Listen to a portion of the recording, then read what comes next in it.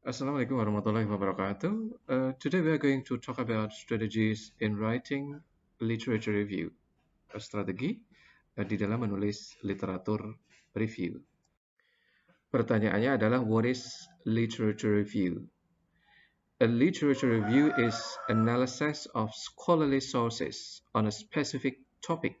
Jadi, literatur review itu adalah analisa. Apa yang dianalisa?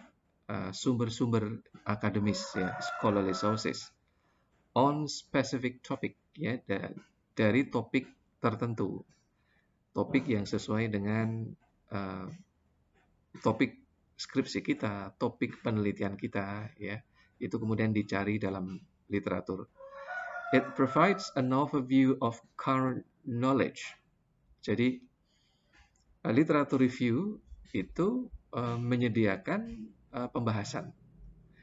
Jadi merupakan pembahasan dari ilmu pengetahuan, bangunan pengetahuan, ya, yang sesuai dengan topik yang kita bahas di dalam skripsi misalnya. Allowing you to identify relevant theories and gaps in the existing research. Memungkinkan Anda, ya, jadi literatur review ini kemudian memungkinkan Anda untuk mengidentifikasi teori-teori yang relevan, ya, literatur-literatur yang relevan, artikel-artikel ilmiah yang relevan, and gaps in the existing research. Kemudian juga bisa mengidentifikasi gap. Gap itu apa? Gap itu adalah kita bisa mengatakan limitation of the previous research, kekurangan-kekurangan yang ada dalam previous research. Yang telah dikerjakan dalam previous research apa, yang telah ditemukan apa, kemudian apa yang belum ditemukan. Ini menjadi contoh gaps, ya, in the existing research. Kemudian conducting a literature review involves collecting, evaluating, and analyzing publications that relate to your research questions. Jadi, melaksanakan literatur review, melakukan literatur review itu ada step-stepnya. Yang pertama adalah collecting. Collecting itu artinya mengumpulkan bahan-bahannya, seperti artikel-artikel dari publikasi ilmiah, jurnal, ya, buku, ya. Kemudian evaluating, kita mengevaluasi. Mengevaluasi itu artinya melihat kekuatan, kelemahan, itu bisa mengevaluasi dari artikel atau literatur atau sumber-sumber yang kita baca. Kemudian analyzing publication, menganalisa, such as books and journal article. Jadi literatur yang kita analisa, kita evaluasi, kita collect, kita kumpulkan itu bisa berupa buku, artikel jurnal, ya, bahkan thesis, disertasi, ya, skripsi yang bisa kita akses online, ya, that relate to your research question, yang sesuai, yang relevan dengan pertanyaan dalam research. Kemudian, there are 5 main steps in the process of writing a literature review. Ada berapa? Iya, ada 5 steps di dalam proses literatur review. Kita lihat satu persatu, ya. Proses yang pertama adalah searching for relevant literature. Jadi setelah kita baca topik kita baca research question kita, tentu literatur artikel yang kita cari itu harus sesuai dengan topik kita, sesuai dengan research question kita. Nah, itu artinya relevan. Ya, kalau kita misalnya meneliti masalah blended learning, maka yang kita cari artikel-artikelnya itu adalah yang bertema atau bertopik blended learning. Kemudian evaluate sources. Jadi mengevaluasi sources. Kelemahannya apa, ya, kemudian kelebihannya apa dari artikel ilmiah yang telah kita cari itu, ya. Apakah kekuatannya mungkin di metodologinya, ya, itu kuat, ya. Kelemahannya mungkin di partisipannya, misalnya terlalu sedikit, ya. dan lain-lain bisa kita lihat ya. Kemudian identify themes, debates, and gaps. Ketika kita mencari literatur review, tentu kita juga harus melihat temanya apa, topiknya apa, perdebatan apa yang ada di dalam artikel yang kita cari itu ya. Kemudian gaps-nya, gaps yang telah saya terangkan di atas ya sebelumnya. Kemudian outline the structure, outline-nya dari struktur literatur review yang akan kita tulis itu seperti apa. Ada berbagai macam outline-nya ya. Nanti akan kita pelajari. Kemudian yang terakhir, write your literature review. Setelah search, evaluate, identify, outline, maka kita lalu menulis literatur review. And next, a good literature review does not just summarize sources. This is very important. Literatur review yang baik itu tidak hanya merangkum artikel-artikel, tidak hanya merangkum sumber-sumber yang telah kita kumpulkan. But literature review try to critically evaluate to give a clear picture of the state of knowledge of the subject. Jadi literatur review yang namanya review itu harus kritis ya, harus ada diskusi, analisa di sana. Jadi tidak hanya merangkum saja. Okay guys, next the second question is why write a literature review? Mengapa kita harus menulis literatur review? Well, the literature review gives you a chance to first demonstrate your familiarity with the topic and scholarly context. Jadi literatur review itu memberikan kesempatan kepada Anda untuk mendemonstrasikan, untuk menunjukkan bahwa Anda itu familiar dengan topik yang dibahas, familiar dengan konteks akademis yang Anda bahas. Dalam skripsi misalnya, kalau Anda tidak memiliki literatur review yang baik dan kuat, maka menunjukkan bahwa Anda atau kita itu tidak familiar dengan topik yang kita bahas ya. Kemudian, secondly, develop a theoretical framework for your research. Jadi, di dalam literatur review, kita memiliki kesempatan untuk membangun kerangka teori, ya, di dalam penelitian kita, di dalam skripsi kita. Kemudian, position yourself in relation to other researchers and theories.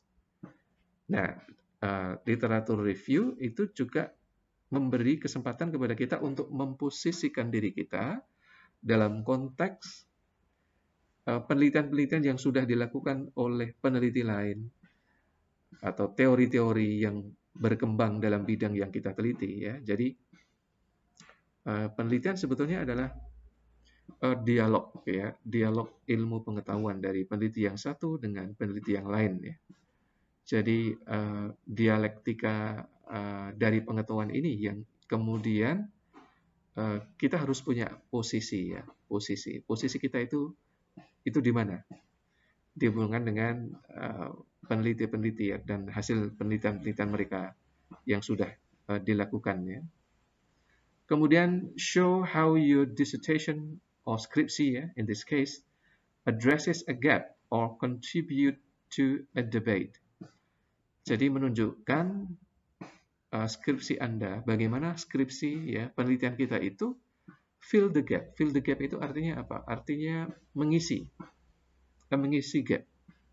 Mengisi gap itu artinya apa? Seperti yang telah saya jelaskan di awal, penelitian-penelitian yang dilakukan pada masa lalu ya, the previous research, tentu ada kelemahan-kelemahan, limitation. So this is called gap. And our research is expected to fill the gap. Our research is expected to contribute to the body of knowledge. Research kita ini diharapkan bisa mengisi gap-nya sekaligus bisa memberikan kontribusi dari bangunan pengetahuan. Jadi seorang peneliti memiliki visi yang besar untuk memberikan kontribusi pada pengetahuan ya. Next, guys, now let's talk about steps in writing literature review. Kita sekarang berbicara masalah langkah-langkah di dalam menulis literatur review. Step yang pertama, search for relevant literature. Kemudian yang kedua, evaluate and select sources. Identify themes, debates, and gaps. Outline your literature review structure. Write your literature review. Kita bahas step yang pertama, search for relevant literature. Before you begin searching for literature, you need a clearly defined topic. Jadi sebelum kita mulai untuk mencari literatur, artikel-artikel, kita perlu topik yang definitif ya, topik yang sudah spesifik, yang sudah jelas ya. If you are writing the literature review section of a dissertation or research paper or scriptsy or thesis, you will search for literature related to your research objectives and questions. Nah, jadi kalau mencari literatur review ya kita harus mengacu kepada research question kita, mengacu kepada topik kita agar agar literatur review kita tuh relevan dengan topik yang kita bahas ya. Akan saya tunjukkan contohnya. Misalnya ada seorang mahasiswa yang menulis topiknya ini. The implementation of learning management system at an English language education department, students' voice. Jadi implementasi dari learning management system, online learning ya, online learning system ya. At ini pakai an English language education department, students' voice. Nah, maka kalau topik kita seperti ini, ya implementasi dari LMS (Learning Management System) di dalam English Language Education Department, pendapat mahasiswa, ini tentunya topik utamanya adalah Learning Management System, betul? Iya. Makanya artikel-artikel yang harus kita cari, literatur yang harus kita cari, yang harus ini mengacu pada ini, relate to this topic. Seperti misalnya learning management system, ini harus kita cari. Learning management systems implemented in English language education department. Kemudian the advantages of implementation of LMS. Karena apa? Karena salah satu research questionnya adalah the advantages of the implementation of LMS. Kemudian the challenge. Karena apa? Karena salah satu research questionnya challenge of the implementation. Maka challenge dan advantages of the implementation of LMS ini harus dicari ya dari sumber literatur. Kemudian the related studies. Oke, dalam skripsi ingat bahwa ada subbagian related studies, ini juga harus kita bahas. Kemudian the conceptual framework, ini juga harus kita bahas juga ya. Oke, kemudian search for literature using keywords and citation. Nah, karena ini eranya era internet ya, zaman internet, maka literatur ketika kita menyeleksi, mencari artikel-artikel untuk kita review, kita tentu banyak menggunakan mesin pencari ya. Bisa Google Scholar atau bisa database yang lain yang pasti dimiliki oleh perpustakaan sekarang di setiap kampus ya. Ada EBSCO, ada ProQuest, ada Medline dan sebagainya.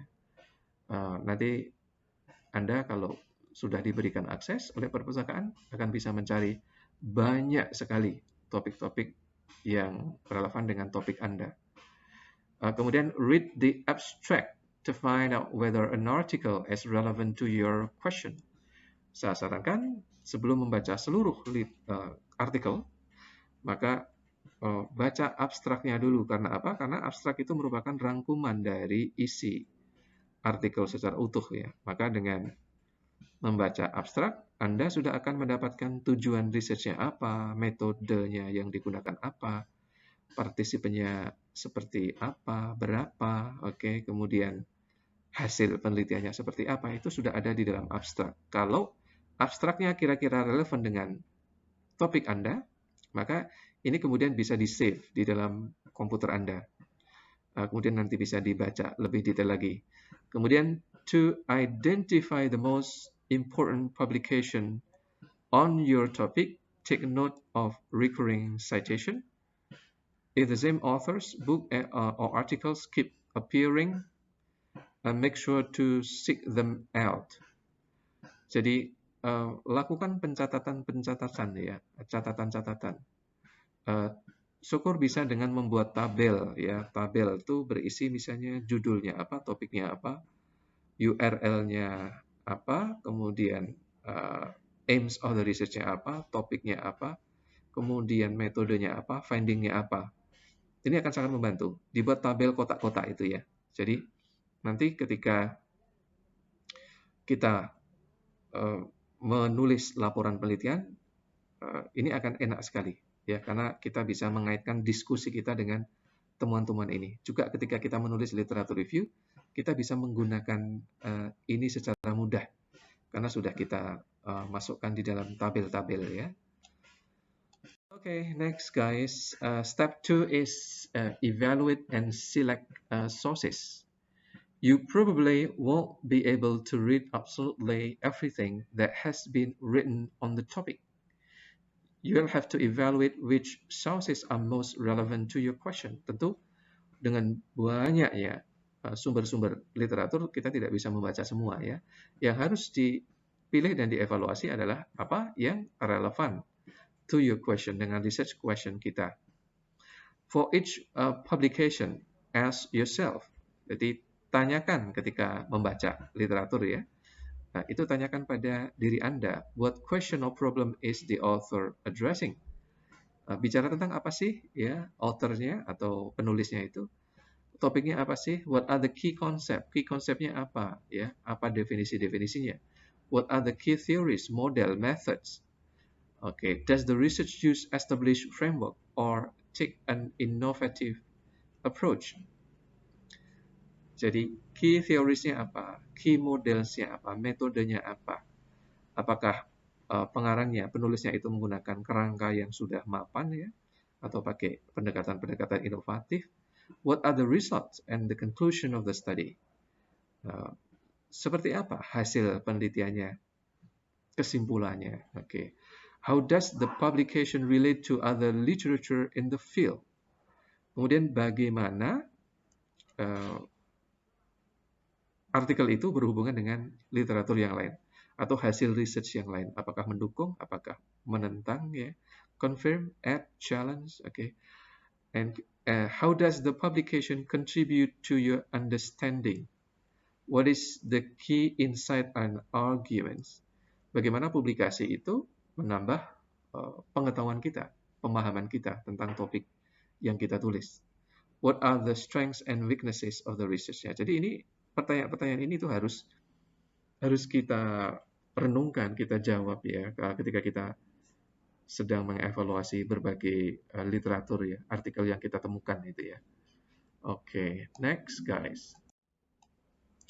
Make sure the sources you use are credible and make sure you read any landmark studies and major theories in your field of your research. Pastikan ya bahwa sources, sumber-sumber bacaan literatur yang kita gunakan itu kredibel akademis ya, kredibel. Kalau kita cari dari Google Scholar itu insya Allah itu kredibel. Kita cari database, ProQuest, EBSCO, Emerald, dan lain-lain itu insya Allah kredibel. Kalau misalnya kita dari blog ya, itu harus kita pertimbangkan kembali. Apakah itu kredibel atau enggak ya. Kredibel itu ditulis oleh orang yang otoritatif ya, sumber-sumber otoritatif yang akademis ya. Kalau sekedar blog itu mungkin kurang kredibel ya. And make sure you read any landmark studies and major theories. Jangan lupa untuk membaca teori-teori babon ya. Artinya apa? Artinya teori-teori yang utama ya. Hasil-hasil penelitian yang utama ya, yang berkembang. di dalam topik yang Anda teliti ya. And then take notes and cite your sources. Jadi catat dan kutip ya sumber-sumbernya. Jadi seperti yang saya kemukakan di atas, buatlah tabel ya, buatlah tabel untuk mempermudah. Jadi kita catat semuanya ya, dari tujuan risetnya, kemudian apa metodenya, kemudian apa partisipasinya, kemudian hasil dari research, itu kita catat semuanya ya, kita catat. Sehingga kita mempunyai tabel yang sangat lengkap ya, yang itu sangat mudah sekali kita manfaatkan untuk mereview literaturnya. Kemudian avoid plagiarism. Nah, ini nanti akan kita bahas tersendiri masalah plagiarism ya.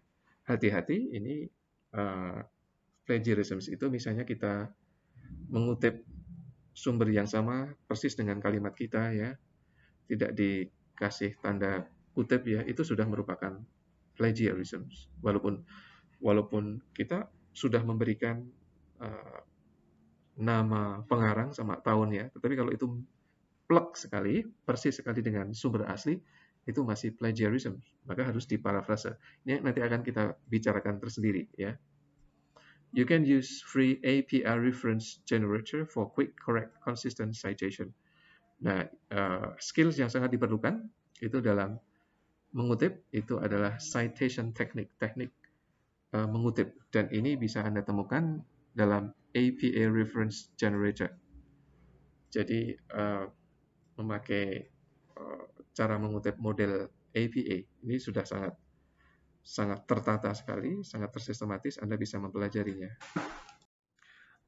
Okay. Step 3, identify themes, debates, and gaps. Jadi langkah yang ketiga itu adalah mengidentifikasikan tema, ya, mengidentifikasikan tema perdebatan ya dalam literatur review dan juga research gaps-nya seperti apa itu ya. Baik. To begin organizing your literature reviews argument and structure, you need to understand the connection and the relationship between the sources you have read. Jadi, to begin organizing your literature review argument, jadi untuk memulai mengorganisasikan argumen-argumen dalam literatur review dan struktur literatur review, Anda perlu ya untuk memahami konsep-konsep ya. Kemudian Anda juga harus memahami hubungan-hubungan antara berbagai literatur yang sudah Anda baca itu ya, artikel-artikel yang sudah dipelajari, sudah dibaca. And based on your reading and notes, you can look for, dan berdasarkan pembacaan atas literatur review dan catatan-catatan yang dibuat, kemudian Anda bisa melihat yang pertama adalah trends and patterns in theory, method, or result. Jadi tren dan pola-pola ya. Misalnya kita bisa menanyakan, do certain approaches become more or less popular over time? Apakah metode yang digunakan ya itu menjadi more or less popular over time? Lebih populer atau kurang populer ya. Bisa melihat metodenya, metodologinya bisa dilihat. Kemudian tema-temanya ya, themes. What question or concept recur across the literature? Pertanyaan-pertanyaan dan konsep apa yang muncul ya dalam literatur. Kemudian debates, conflict, and contradiction. Where do the sources disagree? Bagaimana artikel yang satu itu disagree atau bertentangan dengan artikel yang lain ya, di manakah hal yang ada kontradiksinya antara literatur yang satu dengan yang lain, ini juga harus didiskusikan ya.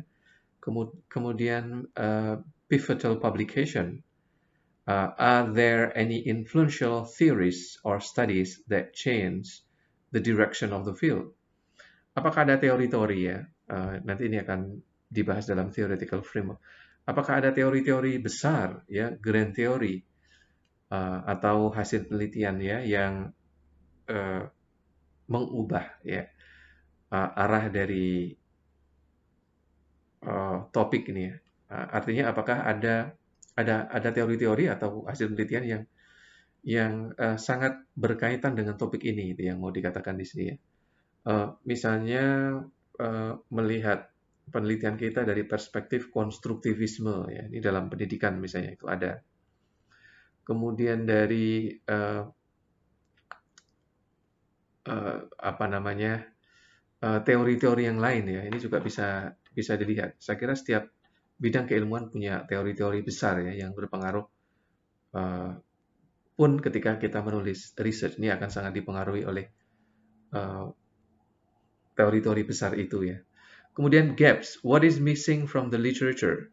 Are there weaknesses that need to be addressed? Kemudian gap, apakah yang hilang ya dari literatur? Artinya apakah ada kelemahan-kelemahan dari literatur yang kita baca ya? Kelemahan-kelemahan itu misalnya dari sisi metodologinya, dari sisi apa namanya variables, variabelnya kurang lengkap dan sebagainya ya. Okay, guys.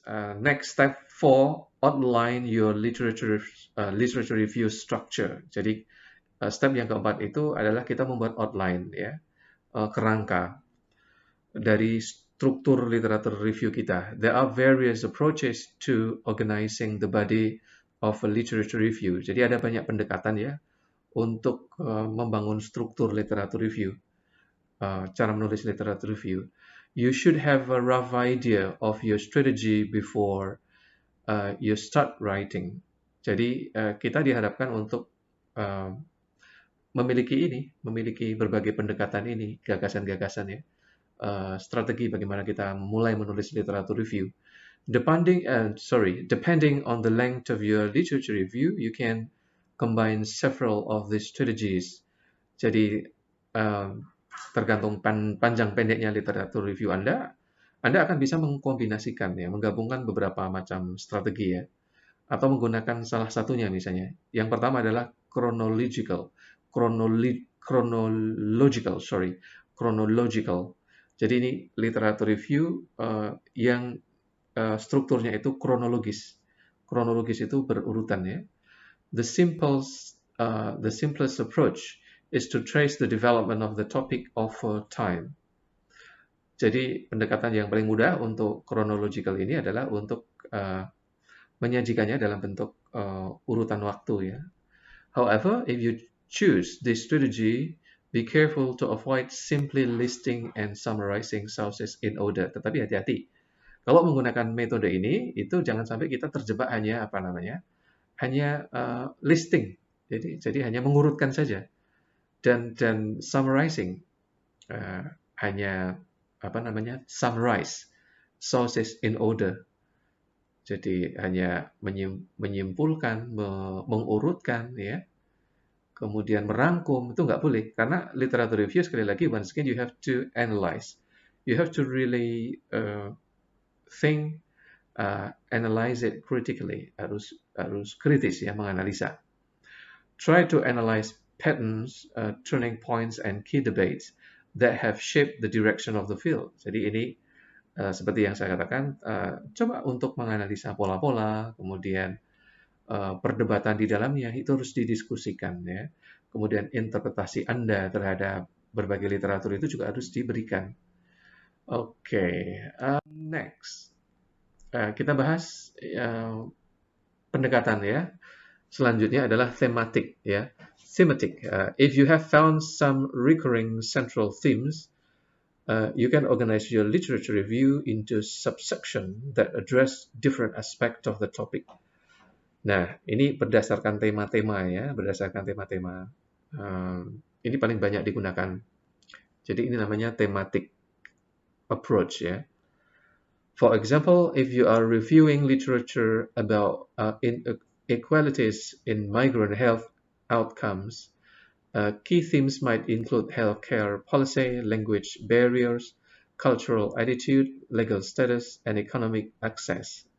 Nah, misalnya menulis masalah inequalities in migrant health ya. Uh, kemudian tema-tema kuncinya seperti itu tadi, healthcare policy, language barrier, cultural attitude. Ini dijadikan subtema ketika membahas dalam literatur review. Ketika kita menulis misalnya penggunaan e-learning ya di dalam pembelajaran bahasa Inggris, maka kata-kata kunci dari topik apa? Ya e-learning ya. Maka e-learning definisinya apa? Kemudian e-learning in teaching English and e-learning in learning English. Ini juga harus dibahas ya menjadi tema-tema dalam literatur review. Kemudian metode lain yang diterapkan, pendekatan lain adalah methodological. If you draw your sources from different discipline or fields that use a variety of research methods, you might want to compare the results and conclusion that emerge from different approaches. Kalau Anda itu menggunakan berbagai sources ya, sumber-sumber literatur. Kemudian literatur-literatur itu menggunakan beberapa jenis metode penelitian yang berbeda. Maka bisa disajikan dalam bentuk metode. Ya, bisa disajikan dalam bentuk metode. Misalnya, look at what results have emerged in qualitative versus quantitative research. Discuss how the topic has been approached by empirical versus theoretical scholarship. Jadi diskusinya misalnya ada berbagai macam research, kemudian ada di situ dibagi menjadi kualitatif dan kuantitatif. Yang kualitatif research seperti apa hasilnya dalam literatur yang lalu. Yang kuantitatif seperti apa hasilnya. Ini juga bisa. Kemudian theoretical. A literature review is often the foundation for theoretical framework. You can use it to discuss various theories, models, and definition of key concept. Jadi bisa juga dari pendekatan theoretical. Jadi a literature review is often the foundation for theoretical framework. Jadi literature review bisa jadi adalah merupakan fondasi dari berbagai kerangka teori ya. Nah, ini bisa dijadikan sub-sub ya, jadi theoretical framework. You might argue for the relevance of a specific theoretical approach. Anda bisa mulai dari membangun argumen, misalnya relevansi dari pendekatan teori yang spesifik ya, or combine various theoretical concept atau dikombinasikan ya dari berbagai teori ini ya. Kemudian ini contoh akan memudahkan sekali. Misalnya ini ya, misalnya seperti yang saya katakan tadi, there are a lot of researchers who use thematical structure. Banyak peneliti yang menggunakan struktur tematik ya di dalam menulis literatur review. Seperti salah satu contoh dari mahasiswa, judulnya skripsinya adalah the implementation of learning management system at an English education department, an English language education department, a student's voice. Nah, maka kata-kata kunci dari topik ini ya, ini kemudian akan menjadi sub bahasan dalam chapter literature review, yaitu diantaranya learning management system itu dibahas, kemudian learning management system implemented in English language education, the advantages of LMS, the challenge of LMS, kemudian related studies, kemudian conceptual framework. Ini menggunakan pendekatan thematical structure. Kemudian step 5 guys, write your literature review. Kemudian pendekatan yang kelima, langkah yang kelima, kita udah mulai menulis literatur review. Like any other academic text, your literature review should have an introduction, a main body, and a conclusion. Jadi seperti teks-teks akademik yang lain, literatur review itu harus ada introduction-nya, kemudian main body, kemudian conclusion. Oke. Ada introduction, ada main body, ada bagian introduction, ada body, ya, batang tubuh, kemudian ada conclusion atau kesimpulan. What you include in each depends on the objectives of your literature review. Jadi yang harus kita tulis di dalamnya itu tergantung dari objektif, dari purpose, dari aims of the research, dari kata-kata kunci ya, the key points ya in our topic. Di topik kita ya, itu tentu ada kata-kata key themes ya, apa itu tema-tema kunci yang dari situ kita bisa mengenerate ya, mendevelop ya, membangun sub-sub ya, yang harus kita bahas di dalam literatur review. Nah, yang pertama, guys, the first is introduction. The introduction should clearly establish the focus and purpose of the literature review. Introduction ini harus, ini penting ya, ini harus secara jelas menggambarkan fokus ya dan tujuan dari literatur review ini ya. Nah, ini adalah salah satu contoh bagian introduction dari literatur review. Ini sangat tipikal sekali model introduction dalam penulisan skripsi pada chapter literatur review ya. Jadi standar sekali, this chapter discusses the reviews on literature related to the implementation of learning management system. It highlights some theories related to this research. Besides, this chapter 2 covers learning management system implemented at English language education, dan seterusnya. Okay, the advantages, the challenge. Jadi intinya adalah introduction ini mengatakan apa yang akan ditulis ya di dalam chapter literatur review ini ya. Kemudian after introduction, of course, you are going to write body. Jadi body atau batang tubuh literatur review tentu akan diterangkan berdasarkan sub bagian ya. Misalnya tadi saya katakan, saya jelaskan di awal bahwa pendekatannya pakai tematik, maka yang dibahas adalah tema-tema menjadi sub bagian yang harus ditulis di literatur review. Misalnya LMS itu diterangkan ya, Learning Management System, kemudian Learning Management System at or for English Teaching, dan sebagainya. And then after that, conclusion. Okay, sebelum kita bicara conclusion, jangan lupa, bahwa ketika kita menulis literatur review dalam body of literatur review, itu tidak sekedar kita merangkum ya, atau kemudian cuma sekedar sederhana kita melaporkan hasil penelitian yang telah lalu, tetapi jangan lupa summarize and synthesize, mensintesa, merangkum, mensintesa, analyze and interpret, analisalah ya, dan interpretasikan. Jadi analyze, critically evaluate, mention the strengths, the weaknesses ya. Jadi kekuatannya, kelemahannya dari literatur itu apa ya, dari yang artikel yang Anda kaji atau review itu seperti apa. Kemudian write in well-structured paragraph, menulis dalam bentuk paragraf yang well-structured, teratur bagus ya, pakai transition, topic sentence, atau teori-teori lain yang kita gunakan di dalam penulisan paragraf yang baik ya. And then after that, conclusion. In the conclusion, you should summarize the key finding. Jadi conclusion itu merangkum semua inti gagasan dalam literatur review yang Anda review di dalam chapter 2 ini ya. Okay guys, thank you very much for your attention. That's all, dan sumbernya adalah dari sini ya. Bisa dilihat, bisa di-link kembali ke sumber ini. Thank you very much for your attention, and wassalamualaikum warahmatullahi wabarakatuh.